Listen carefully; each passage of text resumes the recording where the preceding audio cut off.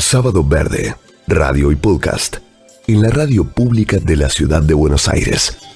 Según la UNESCO, en los últimos 10 años han desaparecido más de 100 lenguas, otras 400 están en situación crítica y 51 son habladas por una sola persona. En Argentina, este es el caso del entrerriano Blas Wilfredo Omar Jaime, que es el último hablante chaná. Y si bien esta lengua se transmite de mujer a mujer, él empezó a dar clases para difundirla y que no se pierda. Y vamos a hablar entonces con su hija, Evangelina Jaime, hija de Blas Omar Jaime, que es el último hablante del idioma chaná, para que nos cuente sobre esta lengua, esta curiosidad de que se transmite de mujer a mujer. Bueno, Evangelina, es realmente un placer tenerte aquí en Sábado Verde. Bienvenida. Hola, buenos días. Muchas gracias a ustedes por permitirme contar un poco la historia de los chaná acá en Entre Ríos. Claro que sí, Evangelina, y contanos, queremos saber sobre la lengua, sobre la cultura chaná, de todo tuyo. Contanos, para que sepamos todos los que no estamos tan cerca de estos temas, de qué se trata y cuál es la importancia de seguir con estas lenguas vigentes. Bueno, la lengua chaná se sabía que había existido, que había gente que había vivido en estas tierras, en Entre Ríos, acá en Argentina. A nosotros en la escuela nos enseñaban muy poco de los pueblos originarios antiguamente. Ahora, por suerte, hay un poco más de información y demás. Yo toda la vida, desde que nací, en mi familia a mí me dijeron que yo era chaná. Y para mí era algo totalmente natural ser chaná, pero era como decir, bueno, somos entrerrianos, una cosa así. Claro. Y crecí con eso de chaná, por supuesto, tuve el placer de conocer a mi abuela chaná, y ella siempre me decía, vos sos una chaná. Para mí fue algo que me lo incorporaron desde muy pequeña. Y en la escuela no se hablaba del tema. Cuando sacaron el tema de los indígenas, que fue en la secundaria, que más o menos se habló de algo, yo levanté la mano y dije, soy chaná, yo soy descendiente chaná. Obviamente mi profesor no me creyó, me dijo que no existían, que estaban extintos, que no se sabía nada y demás. Bueno, muchas veces uno por la edad se calla o por no quedar mal con algún profesor y demás. Y luego empezamos a hablar con mi papá y realmente él era el que sabía toda la lengua, porque ya cuando yo iba a la secundaria mi abuela ya había fallecido hace muchos años. Y empecé a aprender junto con Blas. Él empezó a dar clases en el Museo Antonio Serrano de la ciudad de Paraná, y ahí fue donde nos dimos cuenta de que la gente realmente estaba muy interesada en lo que eran los chaná. Nosotros pensamos que a nadie le interesaba, porque nunca tuvimos reconocimiento ni veíamos que se hablara del tema en ningún lado. Cuando él empieza con la difusión fue como un boom que se hizo de los chaná, y bueno, y él comenzó a dar clases, y por supuesto yo lo empecé a ayudar y a estudiar junto con él, porque obviamente es una persona grande, redes sociales no manejaba, me preguntaba por ahí, me piden un correo, no sé qué es. Entonces yo con ese tema lo ayudé muchísimo. Empezó a trabajar con el diccionario chaná. Hay un diccionario chaná y yo estoy haciendo uno de cero, uno nuevo, que lo quiero hacer tipo enciclopedia, porque a ese diccionario le falta mucho contenido, así que estoy trabajando para eso. Y la cultura chaná viene, sabemos, por el tema de un ADN ancestral que le hicieron a Blas. Venimos de otro continente, no somos originarios de este continente americano. Hasta ahora sabemos que no tiene sangre africana, no tiene sangre europea, sí algunos genes que comparte con gente que vive en Asia, no sabemos exactamente quiénes, porque todavía desde el 2018, 19 todavía le están haciendo el ADN, porque hay algunos como cadenas o no sé bien cómo es el tema, que no encuentran de dónde viene. Se ve que en el mundo no hay otra persona que tenga esos genes. Y bueno, fuimos explorando con los genetistas y sabemos que descendemos o tenemos algunos genes compartidos con los Kayapó de Brasil. Mira. Y ahí fue cuando a mí me cierran muchas de las cosas que practican los de la lengua chaná, donde la cultura que tenían, y ahí fue como uno va enganchando y se va dando cuenta que venían bajando por el continente, hasta llegar por supuesto a los que Entre Ríos, Uruguay. Luego con la llegada de los españoles ya no se siguieron mostrando como Chaná. Nosotros decimos que somos un pueblo silencioso y siempre lo fueron, un pueblo muy perseguido antiguamente por tener su cultura, sus niños que siempre estaban trabajando desde pequeños, lo que era el idioma, siempre trataban de robarle las mujeres, obviamente para tener relaciones con ellas. Los Chaná no tenían el cruce de sangre con nadie, solamente con ellos. Los Chaná no tenían otro cruce con otras etnias, solamente se mantenía una línea de sangre y estaba totalmente prohibido tener relaciones o tener hijos con otras etnias. Y Evangelina, contanos, vos sos, a ver si lo pronuncio bien, Ada Oyenden, que quiere decir mujer guarda memoria, ¿verdad? Sí, Ada Oyenden es la mujer guarda memoria. Ajá. Antiguamente, hace miles de años, esta historia la pasaban de mujer a mujer. Antiguamente, hace miles de años, fue un matriarcado los Chaná. Las mujeres eran quienes mandaban. Mira qué interesante, ¿no? Claro, porque la verdad algo, que sí, es muy interesante. Y bueno, tomaron el poder los hombres, pero hicieron un arreglo con las mujeres. Las mujeres llevaban esta historia que los hombres no la conocían. No todas las mujeres de los pueblos Chaná podían tener este conocimiento. Era solamente con la gente superior, se les llamaba. Adata, que es mujer superior, Ta es arriba o superior, y estas mujeres eran quienes guardaban, y eso era como una línea de sangre. A mi papá no le gusta que diga reyes y reinas, pero realmente era como un reinado. Ajá, mira vos. Que por supuesto eran todos iguales, el rey no sobresalía sobre los demás, ni le tenían que llevar ofrendas, ni nada, trabajaba junto al pueblo como todos, pero eran quienes guiaban. Y las mujeres hacen este acuerdo de que no sean lastimadas en absolutamente nada. Los hombres Chaná no les podían pegar a las mujeres porque ellas se podían quejar y los podían expulsar del pueblo o hasta matarlos. La mujer sí le podía pegar. Mira vos, si no le gustaba algo que hacía el hombre, la mujer sí le podía pegar y no estaba mal visto. La mujer podía quedarse sola, así como poder tener un esposo.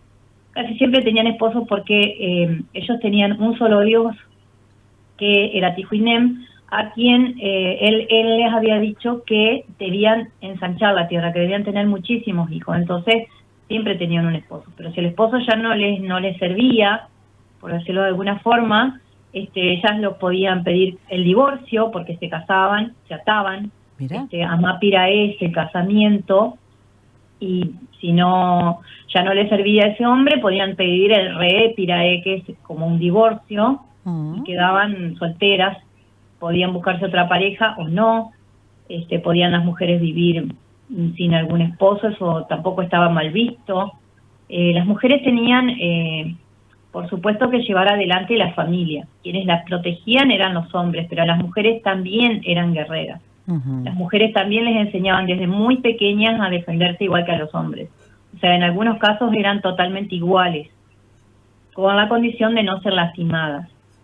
Qué interesante, porque remontado a la historia y a cómo llegamos hoy, es un poco como es muy curioso pensar, mirá vos, o sea, había matriarcados en esos momentos y justamente qué interesante todo lo que estás contando. ¿Esto en algún momento cambió? Sí, pero ese matriarcado dejó de mandar, pero hubo ese trato que yo te comentaba con el tema de los hombres, que los hombres, había cosas que no estaban permitidos que le hicieran a las mujeres, no les podían pegar de ninguna manera. No se le podía pegar a una mujer, para nada, ni un cachetazo, ni insultarla, ni maltrato, mal. Claro. Nada de nada, que es lo que nosotros siempre resaltamos, de que nosotros en la época que estamos viviendo deberíamos tomar un poco el ejemplo a veces de los pueblos originarios, de la forma en que vivían, ¿no? Bueno, pero yo creo, Evangelina, que hay mucha ignorancia con respecto a que esto existía de esta manera en los pueblos originarios. Creo que no está muy difundido, por eso está buenísimo difundirlo para saber que había modelos que no tenían que ver con el patriarcado en los pueblos originarios y que bueno, tomar de ellos, ¿no? Todo esto. Claro, esa es nuestra idea. El pueblo siempre fue silencioso. Mi abuela no se comentaba que eran chaná. Mi abuela, mi bisabuela, mi tatarabuela, al tener problemas, porque a ver, cuando hubo este encuentro de cultura, encuentro entre comillas, porque yo siempre digo que la historia indígena está escrita con sangre, ¿no? Con sangre de los aborígenes de acá, de toda América. Claro que sí. Pero cuando hay este encuentro se dan cuenta de que no pueden decir que son indígenas porque eran mutilados. Los niños que iban a la escuela les cortaban la punta de la lengua o les pinchaban un ojo si hablaban en su lengua originaria, por ejemplo, los chanás. Entonces, mi bisabuela vio esto en la escuela cuando mi abuela iba a la escuela y empezaron a silenciarse totalmente, hasta muchas veces negar que son chanás. Mi abuela nunca lo negó porque ya estaba en otra época, pero antiguamente se negó. Se decía que uno no era descendiente, el color, por supuesto, de la piel, a uno lo delata enseguida. Claro. Pero llegaron a ese punto de silenciar y ni siquiera comentarle a los más allegados. Solamente quedó el idioma y la cultura en la familia. Nosotros descendemos de esa familia de reyes y de reinas.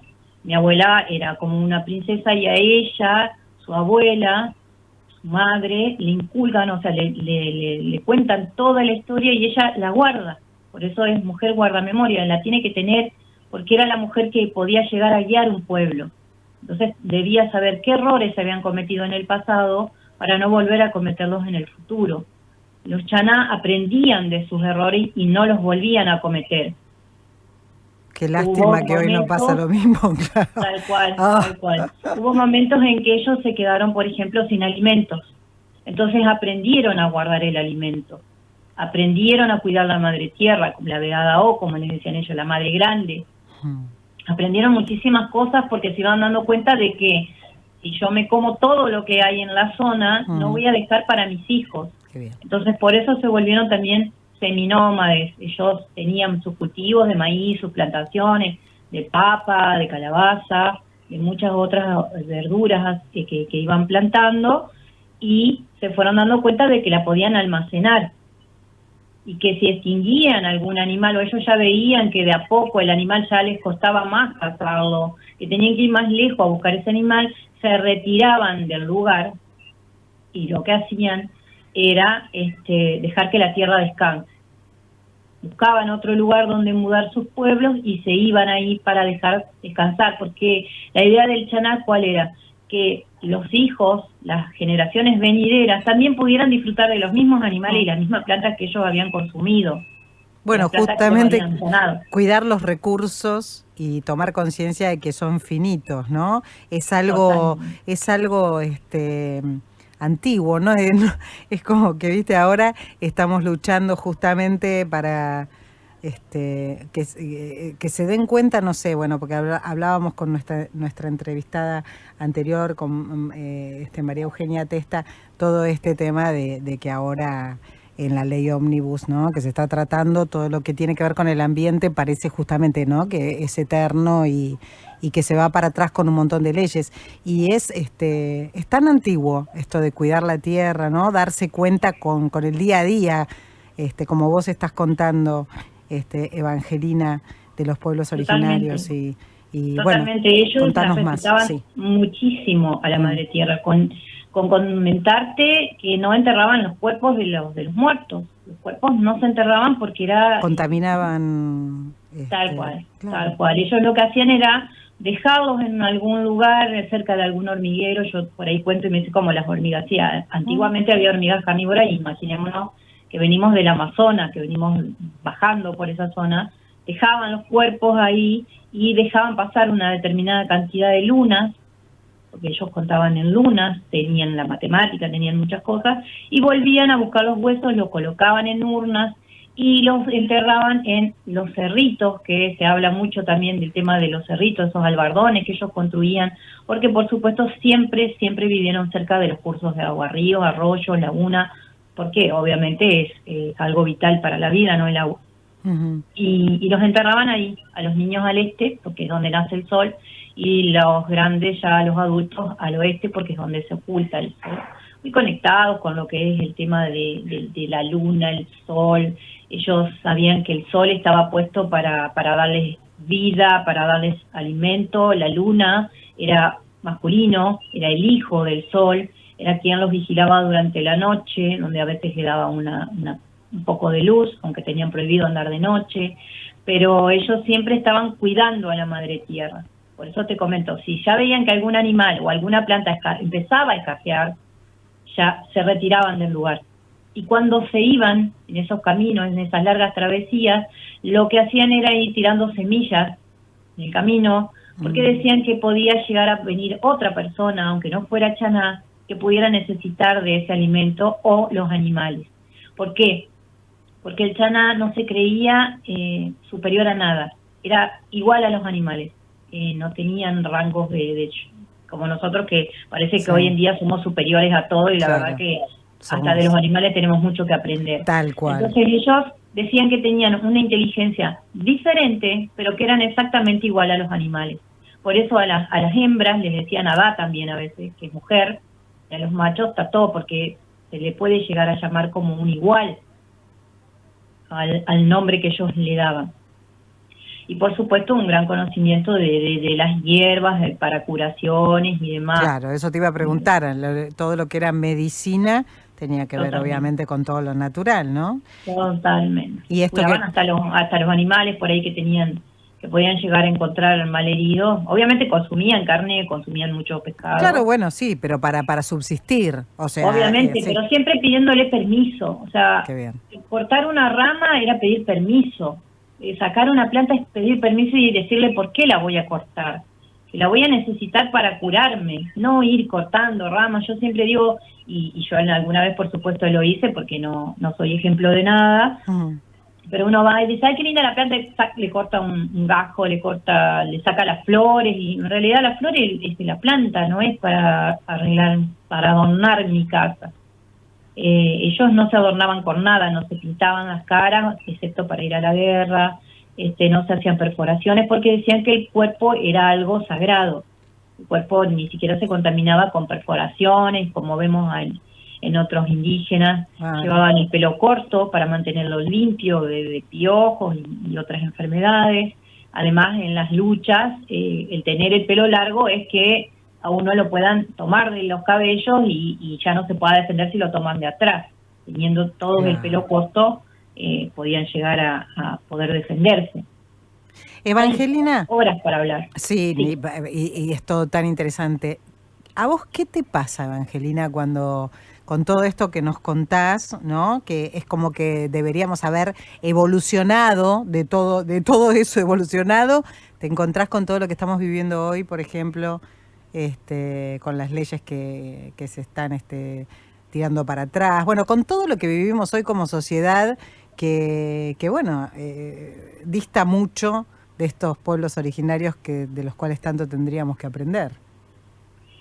Y yo lo que siempre pensé es que, bueno, somos humanos y uno a veces cree que va mejorando y en realidad no se da cuenta que vamos empeorando. Ya yo creo que para algunas cosas ya no hay vuelta atrás, hay animales que se han extinguido.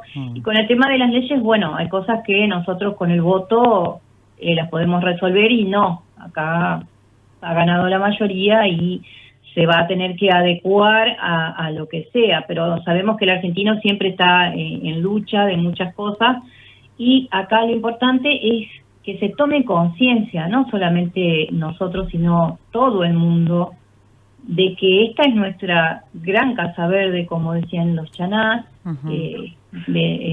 Entonces, a ver, si nosotros no cuidamos, si uno no cuida el cuerpo, no puede cuidar a sus seres amados, no puede cuidar a la tierra, no puede cuidar nada. Entonces tenemos que empezar por nosotros, a cuidarnos nosotros, para poder dar el ejemplo. Yo creo que de a poco se puede cambiar. Obviamente hay gente que no le interesa nada y le parece que todo es eterno, que la tierra siempre va a estar. La tierra va a estar siempre, la Beada Oz ha pasado ciclos de muchas cosas y se va a poner peor. Claro, va a estar siempre, pero cómo va a estar, claro. Claro, exactamente. Pero entonces nosotros que somos los habitantes no la cuidamos, a veces uno cuida la casa, la tiene impecable, pero bueno, después tira todo afuera, no cuida, no recicla. Yo acá vivo en San Benito, en el departamento de Paraná, y a veces me cuesta porque hay poco para reciclar, solamente plástico y el papel y lo demás, y se vuelve un tema de que a veces uno quiere reciclar o quiere hacer cosas, y los gobiernos son los que no nos dan... No te facilitan. No te Claro. facilitan. Y lo que y otra cosa que vos decías, Evangelina, esto que dispersaban semillas, ¿no? Para los que vendrán a esas tierras. Esto que hoy, esa palabra empatía que se utiliza, mirá cómo la utilizaban, ¿no? Y la ponían en práctica. Y sin embargo, bueno, hoy justamente uno de los grandes temas es que no se piensa en las generaciones futuras, porque total, como yo no voy a estar, destruyo todo y sigo adelante. No, ellos vivían para sus hijos, sus nietos y las generaciones venideras. Por eso siempre cuidaban. ¿Por qué yo puedo disfrutar de una planta y mis nietos no van a poder? Ese es el gran tema que mucha gente no entiende. Tal cual. ¿Por qué yo tengo que terminar, no sé, una determinada planta exterminada y mis hijos ni mis nietos? Entonces ellos querían que sus hijos, sus nietos y todas las generaciones que vinieran pudieran disfrutar de lo mismo, de un agua limpia, no contaminaban el agua tampoco. Tampoco había mucho para contaminar, que eso es lo que hablamos. Ellos hacían sus casas de caña, de todo lo que fuera natural. Cuando se trasladaban, lo que hacían era, el Chaná es muy conocido por su cerámica, siempre se encuentran. Y todos me dicen, siempre se encuentra todo roto. ¿Qué pasa? Que se encuentra todas las vasijas, todo lo que se pueda llegar a encontrar de barro, está roto. Y es muy sencillo de explicar.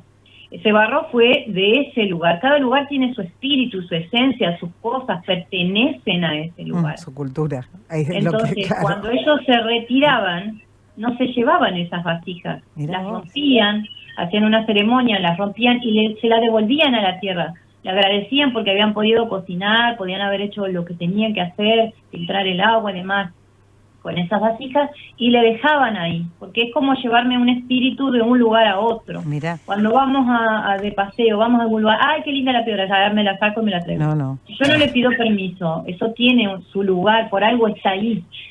Sí, todo, es como todo es una pieza fundamental. Es lo que hablamos de los animales que se extinguen y que no vuelven. Todo tiene en la naturaleza un equilibrio y un por qué existir. Es tal cual, Evangelina, y lástima que bueno que viste, pasa en por ahí en las nuevas generaciones, no en todos, obviamente, nunca hay que generalizar, pero parece que hay temas como que son de ahora, como que nunca pasaban, como esto que hablábamos del matriarcado, como esto que hablamos de la empatía, como todo lo que, como cuidar el ambiente, parece como que hay que hacerlo ahora porque nunca se hizo, entonces es como que hay que... Siempre se hizo, por eso llegamos a tener un mundo, o las generaciones pasadas tuvieron un mundo mejor. Yo creo que acá, desde la revolución industrial, claro, está bien, tenemos la comodidad y el confort, pero antes vivían igual. O sea, tenemos dos causas. En los cursos que hemos dado o en las clases, yo ahora doy clases yo, porque mi papá está muy grande, ya tiene 89, Mira. Y le cuesta por ahí dar clases, no escucha bien, y yo tomé como... el mando de empezar a dar clases en la pandemia, porque ahí todos nos empezaron a preguntar qué hacemos, que no podemos ir al museo, no podemos hacer. Entonces yo dije, bueno, hay mucha gente de otros lugares que también quiere conocer la historia y la doy online a las clases. Entonces tiene acceso todo el mundo. He tenido gente de Suiza, de España, de Uruguay, de otras provincias de acá de Argentina. Entonces como que se puede difundir. Y todos hablamos de lo mismo, que antiguamente se vivió bien. O sea, no es que nosotros ahora, digamos, ya estamos acostumbrados al confort, a que yo aprieto un botón y tengo electricidad, cocino, tengo todo a la mano. Claro. Antes había que salir a cazar, había que hacer muchas cosas, que por eso eran familias tan grandes también, porque debían mantener, digamos, a sus hijos. Entonces, como que se puede difundir. Y todos hablamos de lo mismo, que antiguamente se vivió bien. O sea, no es que nosotros ahora, digamos, ya estamos acostumbrados al confort, a que yo aprieto un botón y tengo electricidad, cocino, tengo todo a la mano. Antes había que salir a cazar, había que hacer muchas cosas, que por eso eran familias tan grandes también, porque a toda esa cantidad de niños y demás que por supuesto era necesario para poder ser muchos de los chaná. El tema es que la tecnología y todo lo que avanza justamente sume y facilite, por ejemplo, esto que vos decís, vos podés dar clases online para que de todo el mundo puedan aprender sobre la lengua y la cultura chaná. O sea, ahí está... Hay necesarios. Claro, o sea que la tecnología sume. El tema es cuando la tecnología viene a restar o cuando pasan estas... Exactamente. Yo creo que podemos vivir con la tecnología que tenemos, porque obviamente a mí muchas veces me han dicho, qué lindo volver a vivir en el monte, y yo realmente no podía. Y es como que, claro, es como que uno se acostumbra a ciertas cosas. Claro, es como pensar, ¿viste? Cuando no teníamos teléfonos celulares y la gente entonces cómo se comunicaba, ¿viste? Que es como una cosa. Se vivía, claro, exactamente. Lo que pasa es que, bueno, lo que viene a facilitar y a sumar sin perder todo esto, porque el tema es ese, que hay una parte, como decíamos un poco hoy, de ignorancia y otra parte de maldad en el hecho de echar para atrás leyes que defienden el medio ambiente o todo lo que tiene que ver con la cultura. Hay un poco y un poco. Entonces, bueno, la parte de ignorancia por ahí es un poco más fácil, creo yo, de abarcar con conocimiento. La parte de maldad ya ahí estamos fritos. Pero bueno... Pero creo que nosotros, o sea, cada uno de nosotros... podemos hacer algo por el medio ambiente, podemos seguir viviendo con la tecnología y, como vos decís, hacerle un buen uso, porque a mí mucha gente me ha agradecido que dé clases online y no en el museo, porque me han dicho, yo no puedo viajar todos los sábados, que dábamos las clases los sábados, a una clase. Yo las clases las dejo grabadas y las pueden ver las veces que quieran, si algo no entendieron lo pueden volver a ver, o sea, tenemos los pros y los contras de lo que es Internet, de lo que es la tecnología, de lo que es muchísimas cosas, porque, yo tuve que comprar más cosas para poder dar mejores clases. Claro. O sea, que tuve que poner cosas que yo a lo mejor no hubiera comprado y uno trata de ser lo más ecológico posible, de reciclar todo lo que se pueda, pero como te digo, a veces no acompaña. No, y aparte si tiene que ver justamente con difundir y con educar todo lo que es tecnología, a ese nivel bienvenido sea, obviamente, Evangelina. Evangelina, muchísimas gracias por haber compartido todo esto con nosotros, realmente muy interesante, muy bueno para los que estamos aquí en el estudio, para los oyentes, poder conocer y saber más sobre todo esto, y te invitamos obviamente a volver a participar del programa cuando quieras y en cualquier momento. Sí. Este programa está abierto para que difundas todo lo que tiene que ver con la lengua, la cultura. Un abrazo inmenso a tu papá, a Blas, que bueno, la verdad que es un orgullo que se dediquen justamente a difundir su cultura y sus orígenes, así todos podemos aprender. Evangelina, contanos algo para cerrar, lo que quieras decirnos, el mensaje que quieras. Aquí está el micrófono de Sábado Verde para vos. Bueno, primeramente agradecerles a ustedes por preocuparse también por difundir, porque yo puedo hacer muchas cosas desde el lugar donde estoy, pero a veces también los medios de comunicación son muy importantes, diarios, revistas y demás. Mi papá es una persona que literalmente es mundialmente conocida, él es el último que figura en la UNESCO descendiente de Chaná, porque obviamente yo ya soy una descendiente que tengo mezcla, no soy totalmente chaná como es él, pero por supuesto que voy a seguir en la difusión de lo que es el chaná, y siempre lo digo, que se olviden de que conmigo se terminó lo que es la oralidad y el silencio. O sea, yo lo transmito, lo escribo, lo pasamos, esto ya no se tiene que perder más. No. Mi abuela hizo hasta su punto el esfuerzo de decir, bueno, ya veo que esto debo pasarlo a alguien más, se lo pasa esta información a mi papá. Son personas de mucha inteligencia, porque mi papá jamás anotó nada. Con el tiempo se empezó a olvidar y le digo, se me olvidé tal cosa. Bueno, digo, ¿por qué no anotás? y no, porque esto es oral, pero bueno, pero estamos viviendo otro momento. O sea, el chaná, como yo digo, el chaná ahora está ayornado a redes sociales, a algo más, porque estamos en otra era, en otra época. No puedo tenerlo todo en la mente porque obviamente yo trabajo, tengo mi hijo, tengo mis cosas. Claro, nosotros ya no tenemos esas mentes, me parece que, claro, no tenemos esa mente de vivir en tan la puras, exacto. Tranquilo, ellos no tenían horario, no tenían apuro, no tenían estrés. Compromiso. Estrés deberían tener algo llamado estrés por sus temas cotidianos, pero no lo que vivimos hoy en día, y ni te cuento en las grandes ciudades, Evangelina. Exactamente. Entonces, la idea mía es que esto no se pierda y que se siga difundiendo. El chaná conmigo dejó de ser totalmente oral, ahora lo escribimos, ahora lo difundimos, ahora hacemos videos, compartimos el conocimiento y ya no se va a dejar en lo oculto, porque no nos sirve ocultar algo que realmente es provechoso para el conocimiento de la gente. ¿Cuántas cosas podemos aprender desde los chaná, cómo vivían?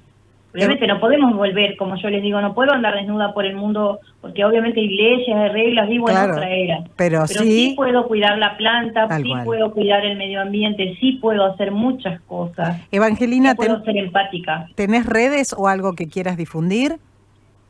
Sí, tengo uno que es el canal que es oficial, de que yo subo contenido chaná exclusivamente, porque los otros por supuesto son personales, que es alma-chaná01.